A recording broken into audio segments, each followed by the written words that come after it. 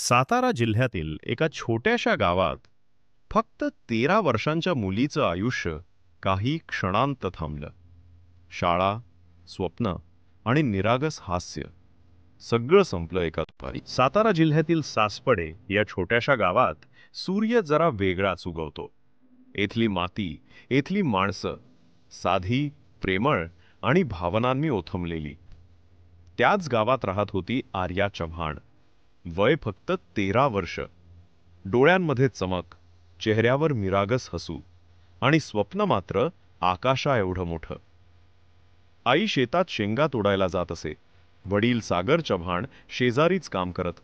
आणि आर्या रोज शाळेत जाऊन म्हणायची, मी मोठी होऊन डॉक्टर होणार, आईला आता कामाला जाऊ देणार नाही. त्या दिवशीही ती शाळेत गेली होती. पेपर देऊन हसत घरी परतली. घराला कुलूप होतं, पण ती शांतपणे वडिलांकडून चावी घेऊन घरात शिरली. तिच्या मनात पुढच्या दिवसाच्या अभ्यासाची धडपड होती, पण कोणाला ठाऊक होतं, ही तिची शेवटची संध्याकाळ ठरणार आहे. दुपारची वेळ होती. गावाच्या रस्त्यावर शांतता होती. कधी-कधी फक्त शेतातून येणाऱ्या वाऱ्याने घराची खिडकी हलायची. आर्या त्या दिवशी घरी एकटी होती. शाळेचा पेपर संपला होता म्हणून ती गाणी ऐकत बसली होती. आईने सांगितलं होतं, जेवून अभ्यास कर. त्या निरागस हास्यामागे कुठे भीतीचं सावट नव्हतं. ती फक्त आपल्या वहीत छोट्या स्वप्नांची फुलं रेखत होती.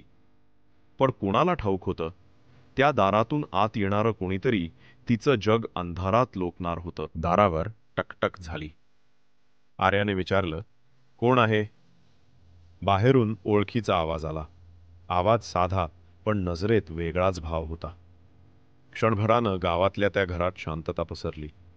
मिनिटभर, 2 मिनिटं, आणि नंतर कुणालाच ऐकून आलेला तो शेवटचा आरडाओरडा. संध्याकाळी 4 वाजले. आर्याचा लहान भाऊ शाळेतून आला. घराचं दार अर्धवट उघडं होतं आणि आत एक भीषण शांतता. तो आत गेला आणि थबकला. संपूर्ण अंगण थंड झालं होतं.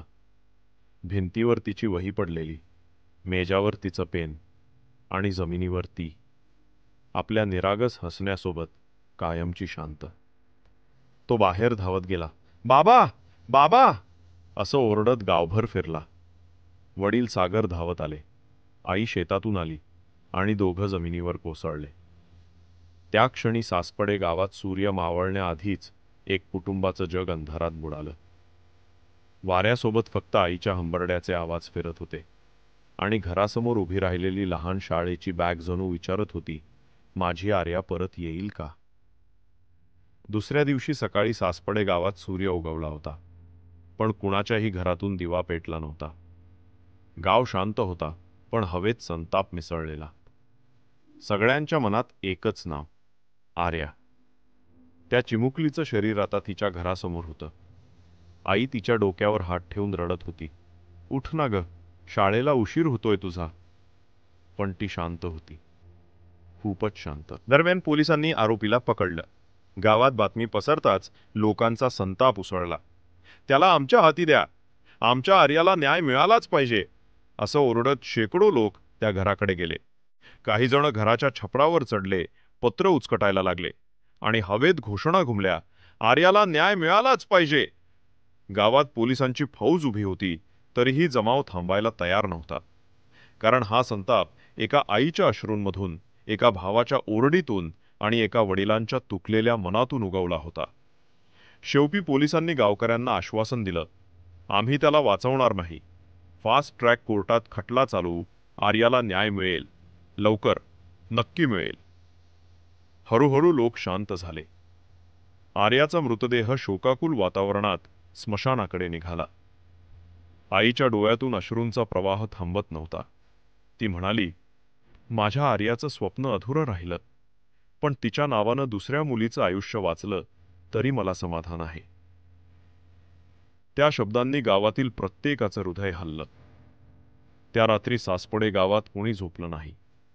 फक्त चांदण्यातून वाहणारा वारा आर्याच्या घराच्या अंगणातून जात होता आणि तिच्या वहीचं एक पान वाऱ्यात उडत होतं. त्यावर लिहिलं होतं, मी मोठी होऊन डॉक्टर होणार आहे. गावात शांतता होती, पण त्या शांततेच्या मागे होती एक प्रार्थना, की दुसरी कोणतीही आर्या असं स्वप्न अधुरं ठेवू नये.